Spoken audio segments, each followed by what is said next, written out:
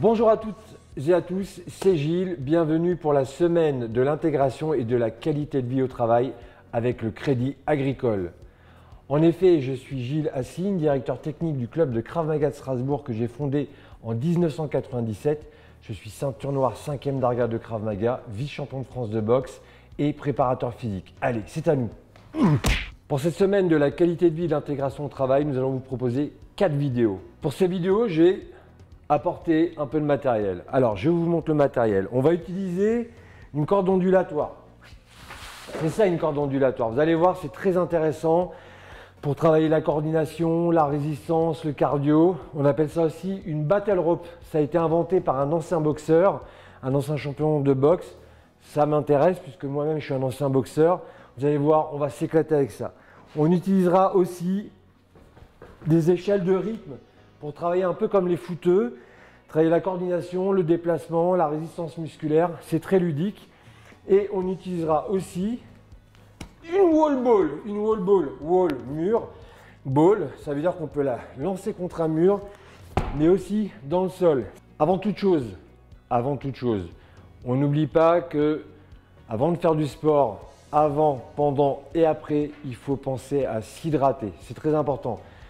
Un manque d'hydratation peut générer des pertes de performance physique, mais aussi créer des blessures. Donc toujours bien s'hydrater, avoir une bonne alimentation et avant de s'entraîner, toujours penser à la phase pré-entraînement, c'est-à-dire le pré-échauffement, l'échauffement. On va revenir sur ça dans quelques instants. Il y a 3 choses essentielles dans la vie à retenir aussi bien lorsqu'on est sportif que lorsqu'on n'est pas sportif. La première, comment vous vous alimentez. Effectivement, l'alimentation, c'est notre carburant. Plus on aura une alimentation pas saine, grasse, sucrée, plus le corps va être fatigué puisqu'il va devoir éliminer cette alimentation et moins nos performances seront bonnes. La deuxième chose à ne pas négliger, c'est votre mental. Un esprit sain pour un corps sain pour un esprit sain. Le mental fait énormément. Donc, comment vous mangez, comment vous pensez. Et la troisième chose, quelle est la phase la plus importante dans un entraînement? C'est la récupération. Il est primordial de penser à récupérer durant l'entraînement, avoir des phases de récupération, mais aussi après l'entraînement. Par exemple, le lundi matin, je me lève, je fais une grosse séance de travail sur le haut du corps. Ce n'est pas la peine d'y retourner le soir pour refaire la même séance. Ça va être contre-productif. Donc, on garde en tête les 3 piliers, alimentation, mode de pensée, récupération, et on garde en tête de toujours bien s'hydrater, bien s'alimenter, de bien s'échauffer et de faire un bon retour au calme pour faire redescendre le rythme cardiaque, surtout lorsqu'on s'entraîne le soir et pas faire des nuits blanches. Ok, on se retrouve tout de suite pour la première vidéo, à savoir l'échauffement et quelques exos pour commencer à faire chauffer la machine musculaire, articulaire, etc. C'est parti. Ok, pour cette première vidéo, je vais vous présenter un de mes meilleurs amis. Vous savez ce que c'est ça? C'est un manche à balai de serpillière. Pourquoi je vous montre ça? Parce que je veux vous dire qu'on n'a pas besoin d'acheter du matériel qui vaut des centaines d'euros pour pouvoir faire des entraînements efficaces et sympas chez vous. Quand je dis chez vous, ça peut être dans le jardin, sur la terrasse, dans le salon, là où vous voulez. Si je vous montre cette échelle de rythme ici, on appelle ça échelle de rythme, c'est pour vous dire que ça vaut 10 euros chez un équipementier sportif français que tout le monde connaît bien, ça vaut 10 euros. D'accord? Et vous allez voir qu'on peut faire une multitude de choses avec ceci. Il y a, dans un entraînement, il y a le pré-échauffement, l'échauffement et l'entraînement.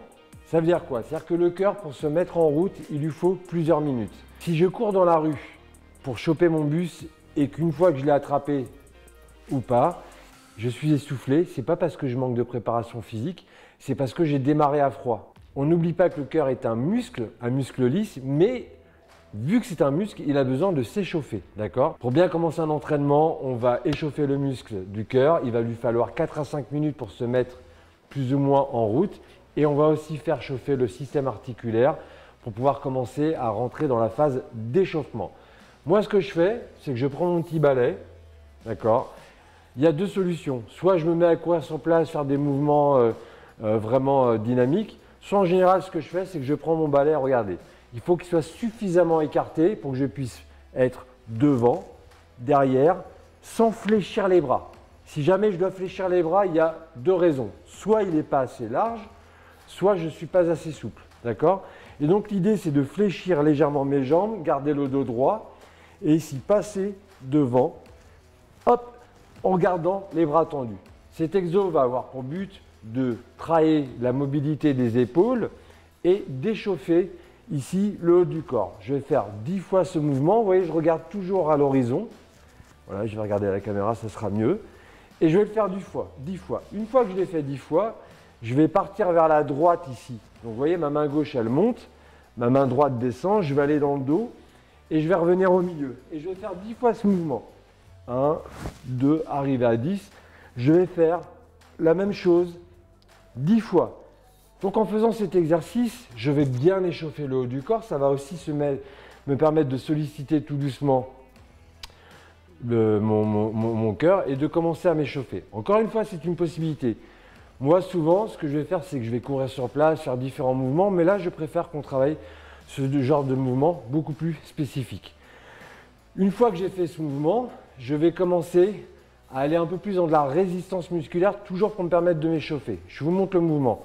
Pareil, jambes fléchies, les épaules tirées en arrière. Je vais venir ici, hop, toucher doucement ma poitrine, le faire 10 fois. Une fois que j'ai fini, je vais rester 10 secondes ici, les bras tendus, le bâton à l'horizontale. Et je recommence au bout de 10 secondes. 1, 2, 3, 4, 5, 6, 7, 8, 9, 10, 10 secondes. Et je vais faire ça 5 fois. À partir de là, je pourrais rendre le balai de serpillière à la personne qui l'utilise régulièrement. Dans mon cas, c'est moi. J'ai commencé à échauffer le haut du corps. Je vais mettre mes mains au niveau des hanches et je vais faire des cercles ici avec le bassin. Alors, quand je fais les cercles, on va imaginer que j'ai avalé le balai. Ça veut dire que je ne veux pas qu'il y ait la tête qui bouge.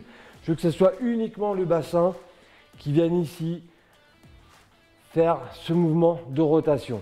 Et après, je vais pouvoir faire la même chose en allant de gauche à droite. Je vais faire une dizaine de cercles dans un sens, une dizaine de cercles dans l'autre sens et une vingtaine de mouvements latéraux de gauche à droite. Ok? Donc là, on a commencé à bien chauffer le haut du corps. Ça doit durer quelques minutes. Une fois que j'ai fait ce petit mouvement pendant 10 minutes, je vais commencer à courir sur place. Vous voyez, quand je cours sur place, je me mets sur la pointe des pieds, je reste droit et je monte légèrement les genoux. Si j'ai de l'espace là où je me trouve, je peux très bien courir en me déplaçant ou sinon je vais courir sur place. Je prends ces quelques minutes pour courir et au fur et à mesure, je vais rajouter des exos. Là, je vais décider de rajouter des squats. Mes squats, quand je vais les faire, je peux avoir les pieds à 10h10 ou les pieds parallèles. Ce qui va m'intéresser, c'est de garder le dos droit et de venir toucher le sol en pensant à bien garder le dos droit. Je touche le sol volontairement pour m'obliger ici à passer ma main entre les jambes et garder le dos droit. Je vais faire un petit mouvement de gauche à droite qu'on va retrouver beaucoup chez les boxeurs. J'ai les pieds parallèles, je vais de gauche à droite. Et je vais terminer mon échauffement, mon pré-échauffement, avec ce qu'on appelle le jumping jack. Ce mouvement où je vais lever les mains vers le ciel, ouvrir et fermer les jambes. Je vais vous donner une autre astuce. Vous n'avez pas de corde à sauter, mais vous aimeriez bien travailler la résistance musculaire de vos jambes comme si vous aviez une corde à sauter. Lorsque je fais la corde à sauter, je peux travailler sur un pied, sur l'autre pied, sur deux pieds. La petite astuce qui va me permettre d'aller de plus en plus vite, c'est quoi? C'est de durcir vos mollets. Plus vos mollets vont être relâchés, plus vos rebonds vont être lents, longs et moelleux. Plus vos mollets vont durcir, plus je vais pouvoir rebondir vite. Et même si je n'ai pas de corde, faire des mouvements ici, accélérés, comme si j'avais une corde. Ouh, voilà, là c'est l'heure de boire. Important, je vous l'ai dit, il faut s'hydrater.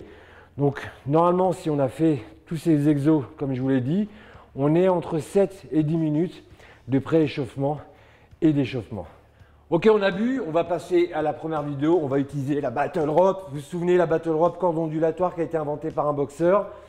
Là, on va faire un mouvement simple, d'accord, pour cette première vidéo. Avant toute chose, on va se souvenir, on va juste regarder le positionnement qu'on doit avoir. On va avoir les jambes légèrement fléchies, les pieds écartés. C'est important d'avoir les épaules droites et de ne pas arrondir le dos. Le dos ne doit pas être en souffrance. Lorsque je vais me servir des cordes, je peux les saisir de cette manière, ou moi qui suis un boxeur, je vais les saisir de cette manière, ce qui va me rappeler ici ma position de garde. Mais on peut très bien le travailler de cette manière.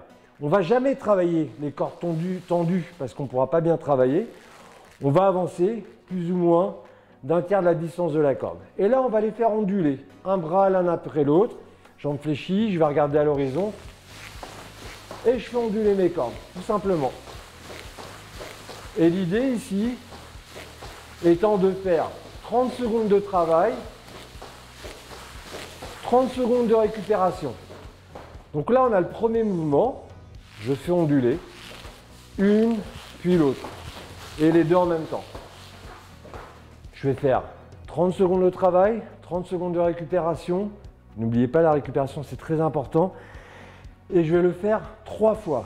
Après avoir fait mes 3 fois 30 secondes de corde ondulatoire, je vais passer à mon travail d'échelle de rythme. Donc là, on va un peu faire appel à la coordination, mais vous allez voir que c'est extrêmement ludique. Et vous allez voir qu'au fur et à mesure, on va combiner le travail de corde ondulatoire, échelle de rythme et un ensemble de choses. La première chose, la plus simple à faire avec l'échelle de rythme, c'est le déplacement latéral. Regardez, je vous montre doucement. 1, 2, 3, 4, 5, 6, 7, 8, 9, 10, 11, 12. Et je ressors. Et je repars de l'autre côté. Alors là, ce qui va m'intéresser, c'est d'être sur la pointe des pieds et de monter les genoux. Je vais faire 5 allers-retours. Je vais marquer un temps de pause, 30 secondes, et je vais refaire 5 allers-retours jusqu'à bien maîtriser le mouvement et chercher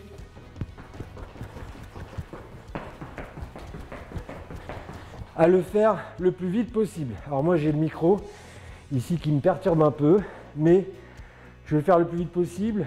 5 allers-retours et je récupère. Et je vais le faire 3 fois. Avec à chaque fois 30 secondes de récupération.